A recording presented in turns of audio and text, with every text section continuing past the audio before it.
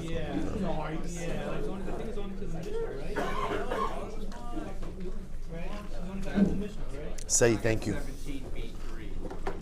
Yeah. No, perfect. If I fill it up now, I'm in trouble. All right, I got it. All right, I will say good morning. Let's begin. Today's daf is Yud Ches.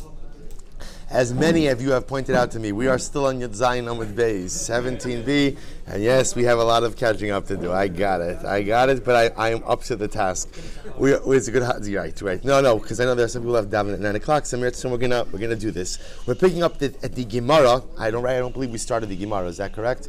Pick up at the Gemara, Meretz Hashem on Yud Zayin Amud Beis, halfway down on the daf. So just before we get started, last night was a very important evening for our shul, and a very important evening for our daf film, because one of our own members of the daf, one of our seasoned members of the daf, Uncle Mike, was one of the grand prize winners.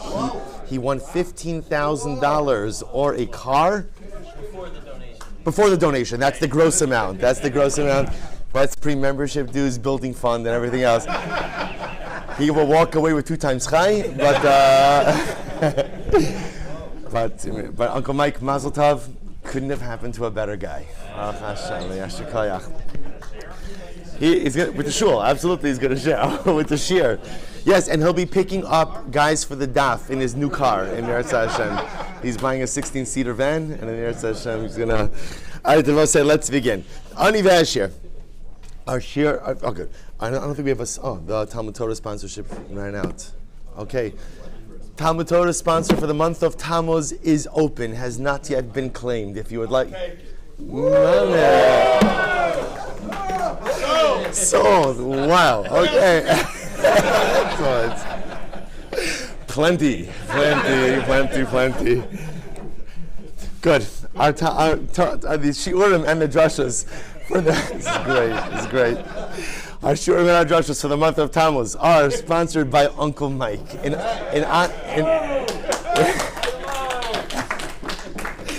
honor of? All right, we'll get back to that. Good. Shkach, Uncle Mike, thank you. Says the Gemara. Ani v'ashir. Supposed to remember again, the Mishnah says something amazing. The Mishnah explained, we are in Yud Zayin Amud Beis 17b at the Gemara. Yes, that high up on the daf, right?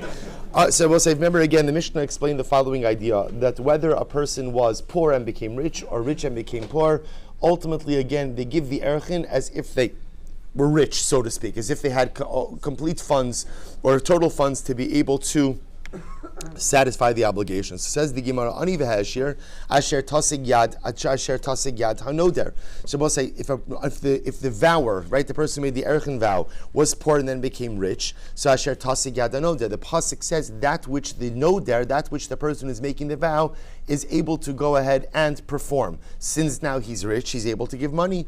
Asher v'ani, similarly if he was rich and then became poor, al pi asher tasig. So we'll say, such what the Gemara is darshaning over here is the lashon of asher tasig essentially says that if at any point in time in this Arachin process you had wealth, then we assess you as if you are someone who currently possesses wealth. Even if you subsequently lost that wealth, at the end of the day you must pay the complete Arachin vow. Rabbi Yehuda says, Afilu ani v'hashir v'chazer v'ani nosin erech ashir.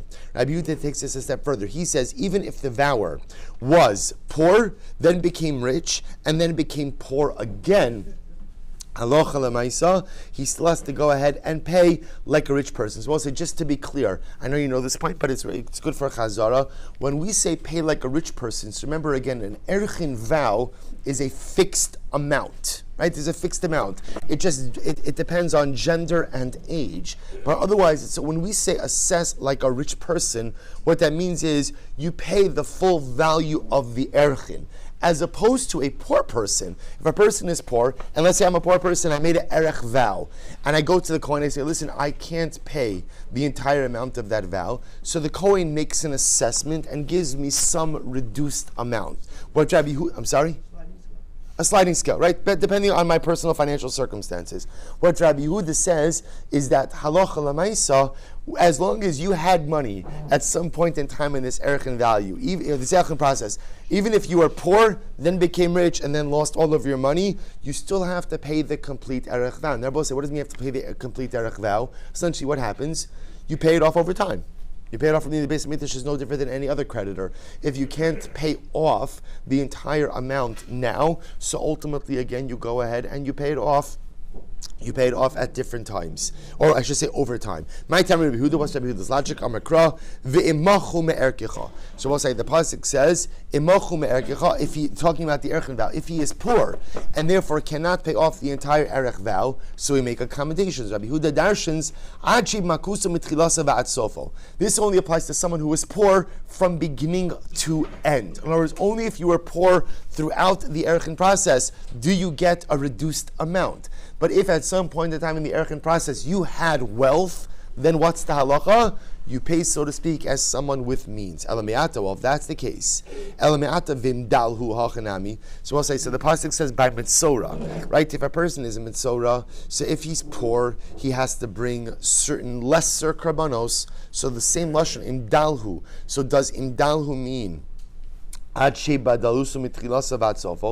the only mitzora who could bring a lesser carbon is one who was poor from beginning to end? Maybe you'll say that indeed is the case, but that's not true. V'hatanan mitzora shehevi karbanos of ani v'ha'ashir ashir v'ha'ani hakol holich achar chatas. Rabbi Shimon. Yet what Rabbi Shimon says, when it comes to mitzora, your financial situation is assessed when? At the time you bring your chatos. In other words, Rabbi say, what we do is we take your, this is for tzaras, for mitzora, we take your financial snapshot at the time you are bringing your chatos. If at the time you're bringing your chatos you are poor, then you could bring a poor man's carbon. If at the time of your chatos you are wealthy, even if you were poor when you began this mitzvah process, we will assess you ultimately again as a wealthy person. Rabbi Yehuda says, Hakol holech achar asham. Rabbi Yehuda says, no, we don't assess your financial situation at the time of the chatos, we assess it at the time of the asham. So the Gemara says, Rabbi Yehuda kolech achar asham. Tanya Rabbi Lezer ben Yaakov Amar hakol olech achar tziporim. Rabbi Lezer says everything goes after when you bring the bird offerings. Now these three opinions argue as to when we assess your financial snapshot, but they're all agreeing that what? That it's assessed somewhere at the end of this process. That it's only assessed at the time you're bringing a carbon. They are arguing as to which carbon we are going to assess your financial snapshot at. The old dash in the same pasuk. What's the pasuk? Asher lo tasig yada b'taraso. The pasuk says, who is the poor person who could bring a diminished carbon for tzaras? The one whose hand is unable to acquire in his purification process. So we'll say, so what they argue about is, what is the definition of taraso? Rabbi Shimon savar, davar hamechaper. Rabbi Shimon ultimately holds it is a davar hamechaper, which is what? Ma'nihu chatos. Rabbi Yehuda savar davar hamachshir, umanihu asham. Rabbi Eliezer ben Yaakov savar hagorim lo tara, that which caused him to be tar, umanihu tziporim. So we'll say, but the point over here is what? Even though we just said before that when it comes to erchin, Rabbi Yehuda darshaned imachu, if he is poor. And the way Rabbi Yehuda darshaned is machu means what? Poor throughout the entire process. If you are poor from the beginning of the erchin process to the end of the erchin process, that's when we will reduce your erchin liability. But if at any point in time in the process you had wealth, you are no longer, what's the word? Eligible, thank you. You are no longer eligible for the reduced erchin liability. So Gemara says, okay, I guess that means every time you see a lashon of who, it means the status has to be the same throughout the process. Look at Mitzora, imdalhu. So maybe imdalhu means what? Imdalhu maybe means that halacha l'maisa what?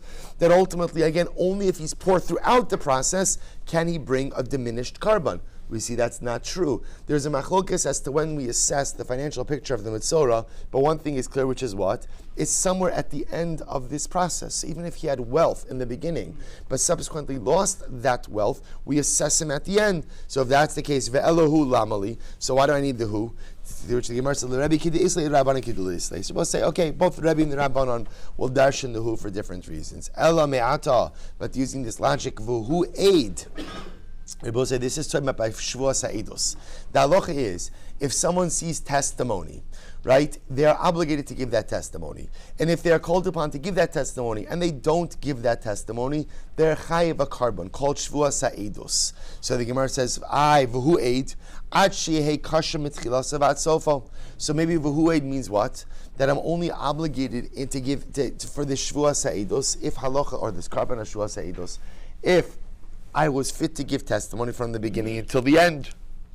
Maybe you'll say this is indeed halacha. Listen to this interesting case. Both say, listen to this. Let's say Ruvain knows Eidos for Yaakov. But then, right before Ruvain becomes Yaakov's son-in-law, and then what happens? V'naseh chasno. Then Ruvain marries Yaakov's daughter. So we'll say, obviously, as a son-in-law, you cannot give eidos for your father-in-law. That's a karov, right? That's a relative. So v'naseh chasno, or pikeach v'naseh v'nischarish. Excuse me. Or we'll say what happens. Ruvain, which is the same here. Ruvain was pikeach, meaning totally healthy. Then it became a cheresh. Obviously, as a cheresh, you cannot give eidos. Pasuach v'nistama. He had sight, and then he became blind. Shafoi v'nishtata. He was normal. Then ultimately, again, he became deranged. Hare ze pasul. So both say in all of these cases, obviously you're pasul. In other words, that if let's say Ruvain was not a karov, then became a karov. Ruvain was normal, then became deranged. He had sight, then he became blind. So we'll say in all of these cases, he can no longer give eidos. Ava, watch this. Ava hayo yodea la eidos achlo naseh chasno v'naseh chasno v'achar kach tapav yudches meisabito. Pikeach v'nischarish v'chazer v'nispakeach. Pasuach v'nistama v'achar kach v'nispata. Shafoi v'nishtata v'chazer v'nishtafa. Kosher. Also listen to this. What happens again, I will say, in this following situation? Ruvain, what knew Eidos before he became Yaakov's son-in-law. Then he married Yaakov's daughter, ineligible. Then Nebuch, Yaakov's daughter, passes away. They're no longer related. Ruvain had sight, became blind, regained sight. Ruvain was normal, became deranged, became normal again. What's the halacha? Kosher. Ultimately, again, he is kosher for Eidos Ze'aklal. Kol she'tchilasav v'sofo b'kashrus kosher. It will say when it comes to Eidos, as long as you are kosher in the beginning and the end. Now, beginning and the end means what? Means what? At the time when you witness the event and at the time when you give testimony at the event, right? Then ultimately, again, you're good to go. Even if in the middle you got messed up, married, right, right, whatever it is, right, something compromised your circumstances there in the middle. It's a good Sheva Brachas Vart. You could use it. Right, so we'll say ultimately again, you are still fit. Now remember, why is this posing a question for us? Because the Gemara was darshaning that this lashon of who means a continuity of circumstances throughout. Yet you see over here that that's not the case. Shiny Hasam da Amikra O Ra'ah Imlo Yagid. Over here, the pasuk says, "If you see and you don't tell." When it comes to Eidos Rabbah, the Torah hinges everything on what? Seeing and testifying. Seeing and testifying. So halacha l'maaseh, again, I will say, once they're seeing and testifying, that's what matters. So the Gemara says, and I will say in these cases, there is seeing and there is testifying. When he saw the event, he was kosher. And when he testifies about the event, that's kosher. We don't really care about what happens in the middle of those two events. Ve'elahu v'hu lamali. So we'll say, if that's the case, then why do I need the v'hu by eidos? L'chidisanya. Here we go. Because I need it for the following halacha. Ra'a siyah shabani adam omdin ve'edin meiner. Listen to this. Let's say I see a group of people. And I know in that group of people are people who know testimony on my behalf. They know eidos for an event that I need eidos for. And what happens? I go over to them and I say, V'amar, mashbiani aleichem im yodim atem li eidos, shetava v'teiduni. I hereby adjure you, speaking to the group, that if you know eidos for me, come and testify on my behalf. And I will say, let's say there are members amongst that group who do know eidos but do not come forward. Yochel yu chayav, and I would have thought that the members of the group who know eidos would be chayiv. Tamalamar v'hu eid v'hari lo yichet eidav. We'll say, so ultimately, again, there is no liability in this case. Why is there no liability in this case? Because I was never miyached. I never specified anyone. I was speaking over here. What I did is, Mashbi'ani aleichem. I went over to a nondescript group, and because I did not specifically call out anyone specific, therefore, again, if the witnesses fail to give testimony, they are not chayiv. Yachal afilu amar kol mi. But I will say, if I say the words, what if I would have said kol mi, any one of you who knows edus for me needs to come and testify. Talmud lomar v'hu eid v'hari yichet eidav. So we'll say that's what V'hu teaches me. V'hu teaches me as follows: that if halacha l'maisa, I just go over to a group of people and I say mashpi'ani aleichem, I adjure you to come and give edus for me. And Rabbi say in that group are people who know edus for me. They don't come forward. They're not chayiv. Why are they not chayiv? Because I did not specify any members of the group. But if I say the words call me, anyone amongst you who knows edus for me needs to come forward. And let's say there are people in that group who know edus for me, they don't come forward, they will be chayiv. Why? 2 words, call me. Because call me ultimately again specifies members of the group. Aval b'karbanos eino kain. So we'll say about karbanos it's not like this. So we'll say, so remember again, by Arachin, essentially what we said is halacha l'maisa, we look at the circumstances of the person who's making the vow at the time he makes the vow. But by karbanos, it's not like this. By karbanos, we look at your status when you're ready to bring the karban. So we'll say if a person says, karban alai, I pledge to bring a karban, we don't really look at my financial circumstances at the time I make the commitment. We look at my financial circumstances when? At the time when I'm about to bring the karban. So the Mishnah gave an example of someone, it sounds like the Mishnah was reading it, that his father died and he stood to inherit an incredible amount of money. So the Gemara says, Aviv meis v'nicho lo ribo ashirhu. I don't understand. If the guy's father died and he inherited a lot of money, then he's an ashir. If he's an ashir, if ultimately he's rich, then he should ultimately again bring the karban like a rich person. Rabbi Avo ema maniach lo ribo. No. The case of Osai is where the person in question has a rich father, and when the rich father dies, the son will become fabulously wealthy. But the father has not yet died, and as such, the son himself is still assessed as a poor man. Pshita, so that's obvious. In other words, if the father is not dead, right, then he's not dead. If he's not dead, he could have all the money in the world. And even though we know the son will inherit the father, if the son hasn't inherited the father yet, we look at the son's personal circumstances. Oh, kishaya aviv goses. We'll say, what's the case? The case is where the father was deathly ill. He's a goses. So goses is someone who's going to die imminently. So I might have thought, ma'adatema rov goses in lamisa. The majority of people who are in a goses status die. By the way, I just want to point out, this is actually quite fascinating because there's a lot of halachic literature as to contemporarily, when do we consider a person a goses? There are many halachos that govern a goses, about moving a person, even touching the goses. So it's interesting because many of the contemporary poskim essentially say that the goses status begins when you would move someone to hospice. I will say, but I want to tell you something amazing. It's maisim b'chol yom that people come out of hospice, right? Maisim b'chol yom people come out of hospice. Also, again, there are different forms of hospice: long-term hospice, short-term hospice. So it's just interesting to note that this idea of goses, Chazal clearly had like a much narrower definition that was that concept of rov gos and lemisa. But again, just something. Sayyid's putting it on our list for future topics. We'll talk about this on the bus ride to the Siyam Hashas. We're going to go through, have a lot of time. And Kamash Malan, to which the Gemara says, even though rov goses and lemisa, even though the majority of gosesim die, if the father is alive, he's alive. You see, so ultimately, again, he's not dead. If he's not dead, the son has not yet inherited his fortune, which means that we look at the son's financial situation on his own. We'll say, listen to this. This is incredible. So therefore, Sfinas Bayam Barlo Baribos, Ashiru. We'll say the next case of the Mishnah was, even if he has a boat, and the boat is holding, fortunes and fortunes, or the boat is, so ultimately, again, we assess him as a poor man, not as a rich man. To which the Gemara says, I don't understand. If the guy in question who's pledged a karban owns a boat, right? We'll say if he owns a boat and there's money on the boat, if you own a boat, you're a wealthy guy. Oh, I have a boat, but what? It's leased out. It's leased out, right? It's rented out. Okay. We'll say if I have a boat and I rented it out, then what does that tell me? Right? I have rental income coming. Right? So again, I should, why would you look at me as a poor person? I have that rental income coming. But this is incredible. So we'll say this is actually quite interesting. At least in Talmudic rentals, the way rentals, and really this is talking about leases, the way leases worked is you only paid for a lease at the end. Now, obviously, people could legislate or stipulate other agreements, but in the absence of an explicit agreement, rentals or leases were leases were payable at the end. So, therefore, again, I have a boat. It's leased out. I have lease income coming to me, but it's not coming till the end of the duration of the lease. So we don't count that income towards my net value now. We look at me as what I have now. Ella v'seifokle mishum sfina. But 1 second.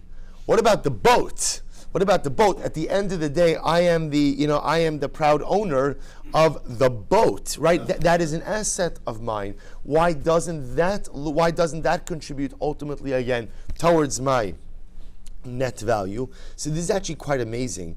How money? So understand what we're trying to figure out over here is in the case of karbanos, I have pledged a karban. So the shaila is whatever the particular karban is. The shaila is, do we assess me as a poor man or as a rich man? So the Gemara is saying, I've got a boat, right? The USS Shmuel Silber, right? This is mamish this is like incredible. So if I have a boat, so I don't understand. By definition, that's an asset. If it's an asset, why wouldn't that, by definition, make me a rich man? So this is actually quite incredible. Haman Rabbi Eliezer this is not Rabbi Eliezer Omer. Im haya ikar nosin lo tzamudo. V'chamar nosin lo chamora. Well, this is actually very interesting. When we assess, in different situations in halacha, when we assess you to try to figure out if you have money or not, what we generally do is we do not count the asset that you use to generate your income. So, for example, if a person is a farmer, we don't go ahead and look at his yoke as a liquid asset, right? As a liquid asset. If he is a donkey driver, we don't look at his donkey as a liquid asset. So it's actually quite interesting. Whatever you use to generate your income cannot be looked at as a liquid asset to determine whether or not you have money for carbonic purposes, which is really very interesting. Why? Because I will say for a simple reason why. It's not liquid. It's not liquid. I can sell it because that's ultimately, again, how I generate my income. So we'll say, if I make my money through leasing out my boat is not really a liquid asset. It's not money in the bank for me. Why? Because it is the very vehicle through which I generate my parnasa. So I will say, even if I own the boat, if it's how I generate my parnasa, we do not look at that in terms of the liquid assets, in terms of assessing me for carbonic purposes. Really quite amazing, very interesting. Says the Mishnah, Hashanim benidar. I'll say this Mishnah is building off the previous Mishnah. So when we said before that ultimately, again, we're focusing on, we're all Arachin all the time. That's us. So we'll say, so again, when we look at the value of the Arachin vow, so we look at the age of the subject of the vow. Ketzad, Yelet Sherich Zakin, Nosin Erech Zakin. If you have a young man who pledged the Arachin value of an old man, so ultimately, again, the obligation of the Arachin is for the Arachin of an old man. V'zakin Sherich Es HaYelet, Nosin Erech Yelet. Similarly, again, if an old man pledged the Arachin of a young man, the old man is on the hook for the young man's value. Ha'Arachin B'nerach, so we'll say, what does it mean when we say the Arachin B'nerach? Ketzad, Ish Sherich HaIsha, No se erech isha. If a man pledged the erech value of a woman, he gives the erech value of a woman. Isha sheherich ish, no se erech ish. A woman pledges the erech value of a man, she gives the erech value of the man. So we'll say, so again, this is all the same concept. When you make an erech vow, the value of, or the amount of your obligation is dependent on the person who is the subject of your erech vow. Essentially, we do not look at the donor, rather we look at the subject. The only time the donor comes into play is when?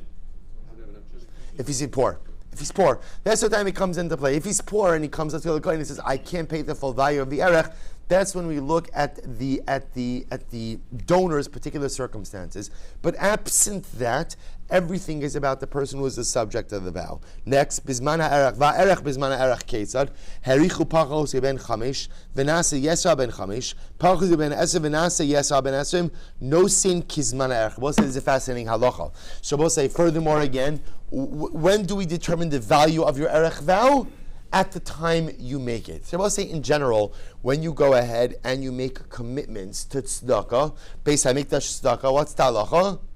You pay it as quickly as you can. That's generally, again, a din. It's not just din in tzedakah, it's a din in nedarim. Right? Whenever you make a neder, so there's an idea of ultimately fulfilling your neder as quickly as you can, as quickly as possible. So says the Gemara something amazing. Let's say I pledge the vow of a child less than 5 years old. That's the right. So that erech vow is worth X.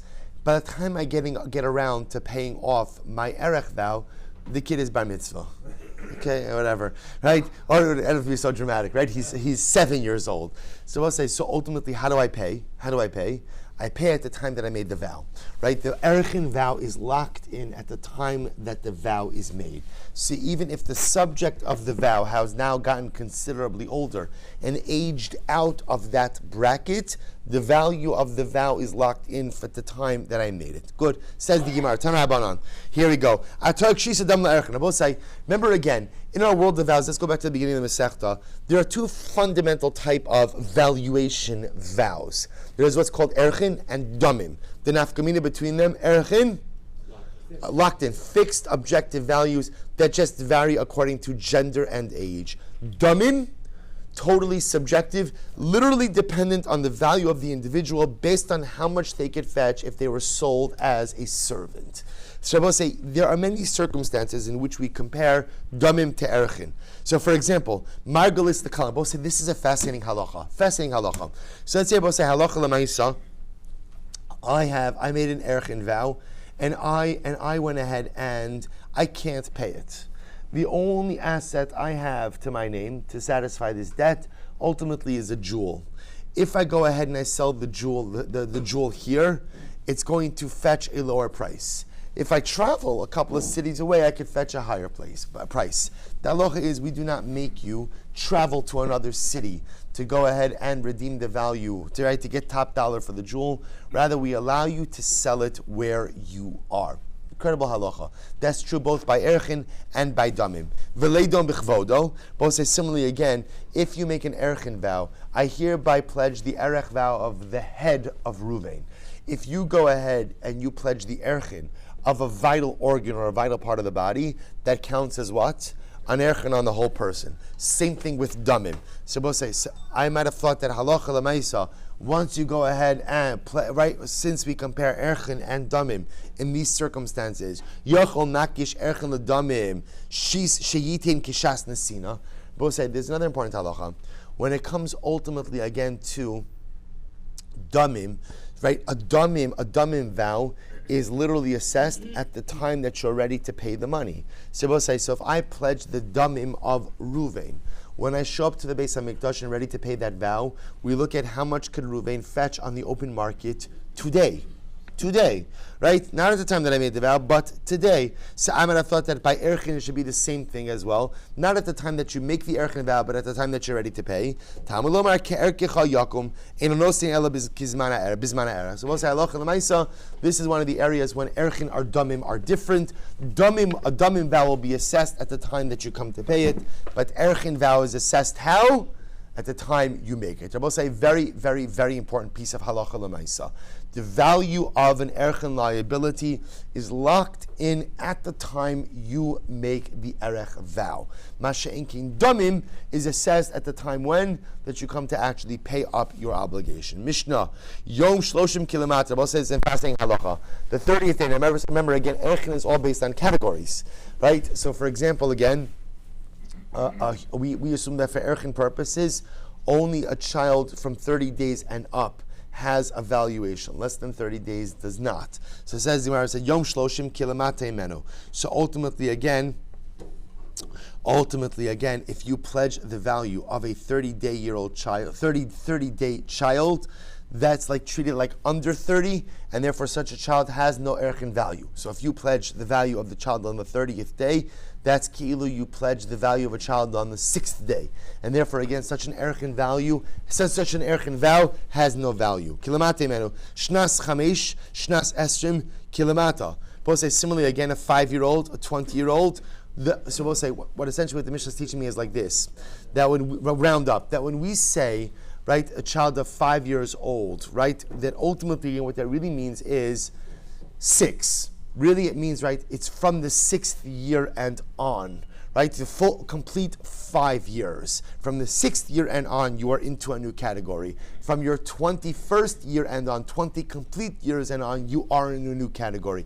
A 5-year-old, right? A child who turned 5 is actually in the lower category. A person who turned 20 is in the lower category. So the Gemara says, Shne'emar, v'im miben shishim shana v'mala. Because we'll say, where do we learn all of this out from? We learn this out ultimately again from the 60-year-old. What does the pasuk say? If from 60 years old, v'mala. Then we'll say, what we understand what that means to mean is what? What? The 61st year, right? Essentially, the category is from the 21st year and through the 61st year, you are a category. From 61st year is when you've aged out into the most senior category of Arachin, which again, your valuation is 15 shekel. So the Gemara says, "Hari analameide bekulan mishnas shishim, mashnas shishim kilamate menu." Just like the 60th year, meaning when you turn 60, you haven't phased out. You're still in your same category. Afshnas chamesh ushnas esum kilamate menu. So to ultimately, again, when you turn 5 and when you turn 20, you are also still part of the lower categories. So the Gemara says, Im asa shnas shishim kilamatem el lahachmir. Now, and here's the interesting part.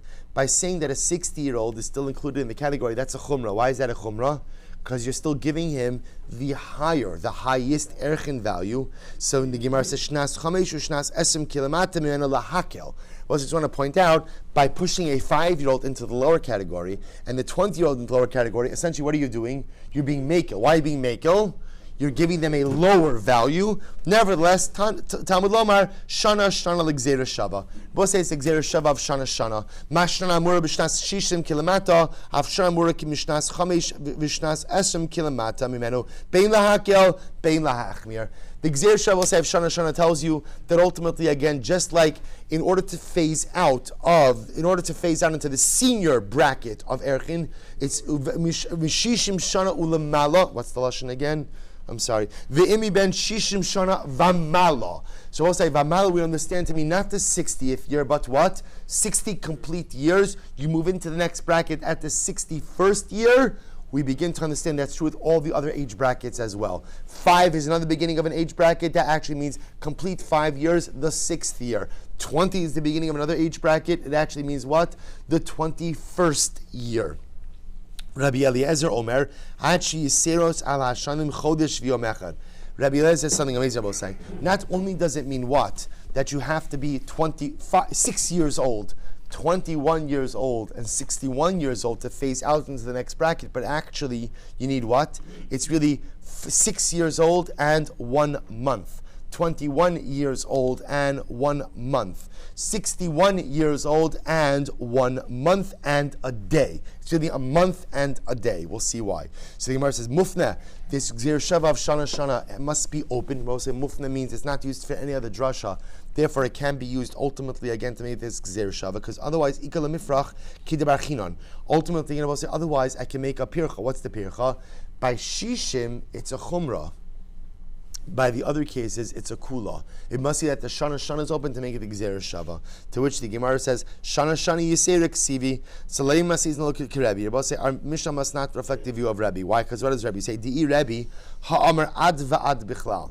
Rabbi say, Rabbi in general holds that whenever we say something is until always means what?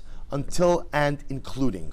Right? Until and including. This Sanya, Miyom HaRishon v'ad Yom HaShvi. We'll say this time by the Isra of Chametz. It says from the first day until the 7th day.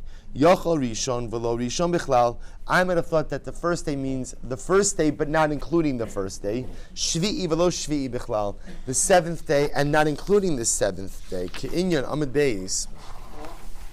Ke'inyon shene'emar me'rosho va'ad raglov, rosho v'lo rosho bichlal, raglov v'lo raglov bichlal. Both say this is about tzaras, right? Tzaras, that ultimately, when speaking about tzaras, which covers the entire body, the pasuk says, from his head to his feet. But we're going to explain, it actually means tzaras that begins below his head, not including his head, and above his feet. That's tzaras of the whole body. So I might have thought that just like me'rosho va'ad raglov doesn't include the head and the feet, so too from the first day and the 7th day, I will say those are the bookends, right? Anything in between the first day and the 7th day as an Isser Chametz, i.e. days 2, 3, 4, 5, and 6, but not days 1 and 7. Talmud Lomar, Ad Yom Ha'echad Ve'esrim L'Chodesh Ba'erev. Therefore, the pasuk gives a calendrical date, right? Until the 21st day of the month, until the evening, which tells me that what? That Allah Lamaisa, the 1st and 7th days are included as well. Rabbi says, I don't need this whole drasha. Rishon Bichlal, Shvi'i V'shi Bichlal, because Rabbi holds Ad V'ad Bichlal. Whenever the Torah tells you dates, those dates are up to and included. So therefore, when it says from the 1st day to the 7th day, it automatically includes what? Day number 1 and day number 7. So Rabbi says, so the fact that we need a Gzera Shava of Shana Shana to teach me that ultimately, again, it's let's say up until the 5th year and including the 5th year, means not like Rebbe, because Rebbe would hold that's pashut. Whenever you see a shear and it's until something, until always means what? Until and including. To which the Gemara says, Afilu Tema Rebbe, maybe we'll say it even includes Rebbe, Shakule Mishkale Kroi. Because Rebbe will say that the psukim themselves are of equal weight. Rashi says, "Shkulin kena midrashas michte ksiv mi ben chodesh va'ad ben chamesh shanim." Both say it says from 1 month until 5 years. V'su mi ben chodesh va'ad ben chaf lamali. So we'll say if that's the case, why do I need mi ben chodesh ad ben chaf? Hilchach ishtaklu lahu. Therefore, we'll say essentially the psukim themselves are a bit ambiguous and can be darshant either way. So meaning they can be darshant as up until and including, or not, or up until and not including. So therefore, both say, therefore, even Rebbe will agree that you need Shana Shana, need the Gzera Shava. Because they both say the one verse that is absolutely explicit is what? V'mi ben shishim shana v'mala. So ben shishim shana v'mala, both say, clearly tells you that what? That the oldest bracket for Arachin does not begin until when? The 61st year. Once I know that, then the Gzera Shava of Shana Shana teaches me that is true for every other bracket as well. The 5-year-old bracket only begins really from 5 years old, from 5 years and 1 year, from the 6th year and on.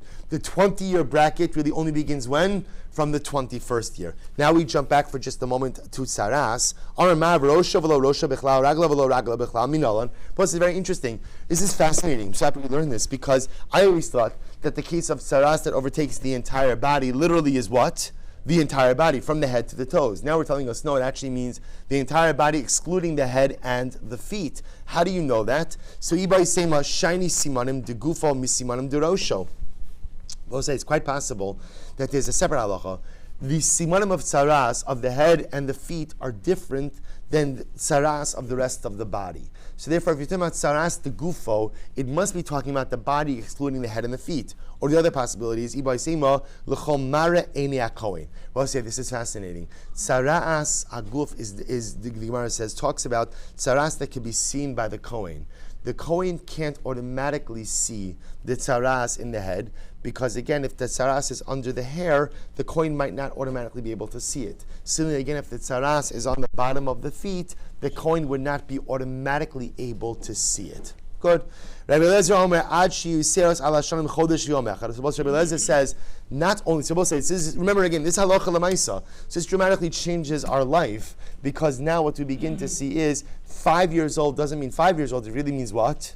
6. 20 doesn't mean 20, it really means what? 21. And 60 doesn't mean 60, but rather it means 61. Rabbi Eliezer says, by the way, it's not just that, it's up 6 years old, a month and a day.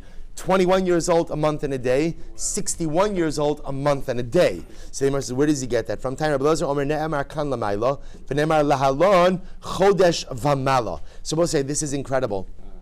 So this, by the way, we'll say, is a totally different context. The pasuk he's quoting over here is Pekod es b'nei Levi lebeis avosam lemishpachosam kol zachar miben chodesh v'mala tifkedem. We'll say, this is about redemption of the Levium, right? Or I should say, excuse me, redemption of the Levium. The Levium are counted and redeemed from the age of 1 month and a day. So Rabbi Eliezer makes this wild Gzera Shava. It says over here by Arachin Lamala, and it says ultimately again by Levium, Chodesh V'mala, Ma'alahalon mi ben Chodesh v'yom echad. Just like by Levium, the significant unit of time is 1 month and a day. Afkan Chodesh v'yom echad. So to over here by Arachin, the Gzera Shava teaches me that in addition to the Lamala that I learned from Shishim, there's an additional Lamala of what? Of a month and a day as well. Ve'ema kihasam, I don't understand. So if you want to compare it, say like this: Ma hasam yom chad yoma, afkan chad yoma. Let's say, so why not say by the Levium? So the month is the unit of time. The additional amount is what? Is the day. Is the day. So just say, let's add on a day. Im kin gzeira shava mayahani. If that's the case, then what good does the gzeira shava do for me? Look at Rashi. Gzeira shava mayahani li. Below gzeira shava yadana dechad yoma ba'inon daha u'ma'aloksib. So both say, ma'alo already teaches me that halach lemaisa there has to be some additional unit of time. If it's not the month and a day, and it's just the day, I would know that even without the gzeira shava. So both say, this is the sheet of Rabbi Eliezer. Tan Rabbanon. Shana mura bekachim. So both say, we're gonna finish up the parak in Mirz Hashem. Thank you. Right, so I just want to point out the Rambam does not paskin like this Rabbi Eliezer, right? So ultimately, again, we paskin like the Gzeir Shava, and the Gzeir Shava tells me that it is 30 days and 1 day. That is true because that's be the 31st day because the 30th day is counted like beforehand. But we don't add on the additional month and a day of Rabbi Eliezer. But what we do paskin is for Arachin purposes, the categories really begin at the age of 6. And go to 21, and then from 21 to 61, and you only phase out from the senior Arachin bracket at the age of 61. Here we go, but say to finish up. Tana Abanan, Shana Amura bekachim, Shana Ha'amura bebate Arechoma. Now we're going to talk about this follows: the year that we speak about by Karbanos, right, which speaks about again the age of certain karbanos has to be within a year. You can only offer an animal that is a year old. Similarly, again, the year that is spoken about by homes sold in a walled city. I will say, if you sell a home in a walled city, you have 1 year to redeem that home. If you do not redeem that home within the year, the halacha is it is sold forever and does not return to you even during the Yovel. We'll say if you sell an ancestral field, you have 2 years to redeem that field, right? I'm sorry. Just the opposite. You have 2 years in which you cannot redeem that field. Right? The first 2 years after the sale, you can't redeem it. You have to let the buyer hold on to it. After, you can redeem it. And 6 years that we speak about again when you buy an Eved Ivri, the 6 years of the sale. And we'll say similarly again, we're dealing with a son and a daughter. We'll see what those cases are. We'll say incredible halacha. In general, whenever we speak about time, there's always a fundamental tension. How are we measuring that time? Are we measuring the time calendrically, or are we measuring it, we'll call it chronologically? Calendrically means that there is a calendar beginning, calendar end. So a year is defined as the year 5779. It begins in Tishrei, ends at the end of Elul. Or what we do me'es le'es. Me'es le'es means that time is based on me, on my personalistic circumstances. The Gemara says all of these years that we've discussed are all what we call me'es le'es. They are measured on their own, not calendrically. So where do we know this? Shana Amur B'Kachim. Both say when it comes to Karbanos, Minalon, Amar Ravacha Bar Yaakov Omakra, Keves Ben Shnaso. The pasuk says you have to bring a keves that is 1 year. It doesn't say Ben Shana. It says what? Ben Shnaso, possessive. Which teaches me what? Shnaso Shalo V'lo Shal Minyan. Its own year, right? Its own personalistic chronology. Right? Personalistic chronology, right? 365, but based on its own birth, not based on the calendar. V'lo Minyan Shal Olam. Shalayim Mura Bate Arechama. But what about the year with the sale of a home in a walled city? Tichsev Atom Shnas Mem Karo. You have 1 year to redeem it, 1 year from the sale. Mem Karo Shalo V'lo Shana Minyan Olam. 1 year, both say, began from the sale, from the real estate, my real estate transaction, not a calendar year. Both say, what about again the 2 years? If I sell a piece of ancestral land, I can't go ahead and redeem it for 2 years. Both say, because the pasuk says, literally again, for two crop seasons is what I sell it for. So the Gemara says, Pamim sh'adam ochel shalosh tivos b'shtei shanim. So we'll say sometimes again a person could even have 3 crops within 2 years. Sheish shebe eved ivri. What about the 6 years of an eved ivri? So ultimately, dichsiv sheish shanim yavod ubashvius. We'll say for 6 years the eved will work, and on the 7th year he goes free. So the Gemara says, Zimnin, the b'shvias nami yavon. We'll say it's possible to have a situation where even in the 7th calendrical year, the eved is still working. V'shebe ben, v'shebe bas. And we'll say, what about with the son and with the daughter? Kulan me'es la'es. And we'll say all of these ultimately again are ultimately again personalistic chronological years, not calendrical years. Amar Rav Gidel, Amar Rav, excuse me, Lamai Hilchasa. Rabbi say, what's the nafkamina over here? So the Gemara says, Rav Gidel said the name of Rav, le'erchin. Ultimately, again, this applies to erchin. So we'll say, the lo azlina b'shnas chamesh ve'esem v'shishin basam minyan olam. We'll say, so for erchin purposes, when assessing the age, ultimately, again, of the individual, we do not look at objective calendrical years, but rather we look at the person's actual age. So the Gemara says, Rav Yosef Amar lepirkin di yotzei dofen. Rav Yosef says it's for the lessons that we learned in Perek Yotzei Dofen. What are the lessons we learn in Perek Yotzei Dofen? Look at Rashi. Lepirkin di yotzei dofen. Meseches nida ben yud beishana nidarav nivdakin ben yud gimel nidarav nivdakin. Ban achar esrei nidar nivdakin. Bashtim esrei nidar kayamin. V'chin habishah. So we'll say salacha l'maisa. When we get to a certain age, or even potentially before bar or bas mitzvah, you could have a situation where a young person's nidarim are valid. We have to check them for a level of comprehension. When they reach a certain age, how is that age determined? That is not determined calendrically, but rather it's determined by what? By the personalistic chronology. You should both say it's determined by your birthday. And as well say, what the Gemara is saying over here is your age is not dependent ultimately, again, just simply by the way the calendar works, but rather, again, your age is determined by the day in which you're born, your personalistic chronology.